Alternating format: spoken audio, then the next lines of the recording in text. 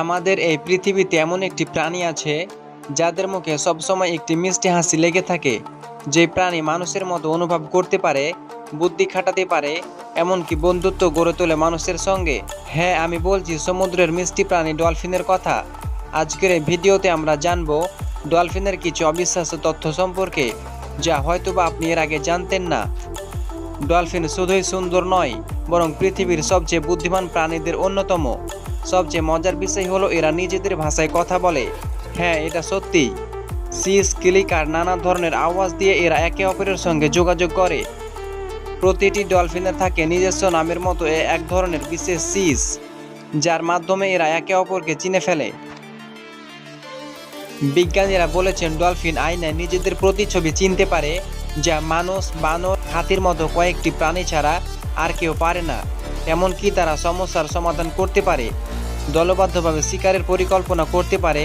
দেখে মনে হয় যেন সমুদ্রের ছোট ছোট বিজ্ঞানী। ডলফিন একটি সামুদ্রিক প্রাণী, যার কারণে এরা সবসময় সমুদ্রে বসবাস করে।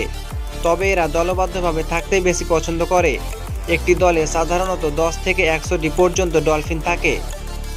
এরা একসাথে মাছ শিকার করে, এমনকি নিজেদের মধ্যে যোগাযোগ রেখে চলাফেরা করে।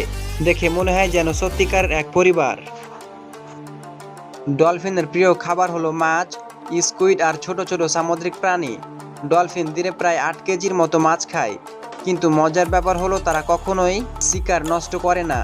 সবকিছুই করে কৌশল এবং একে অপরের সহযোগিতার মাধ্যমে।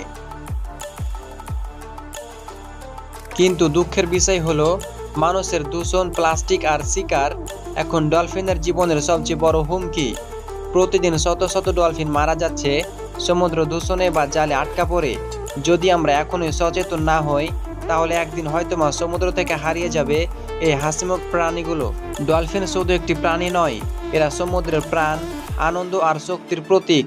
তাদেরকে রক্ষা করা মানে আমাদের প্রকৃতিকে রক্ষা করা।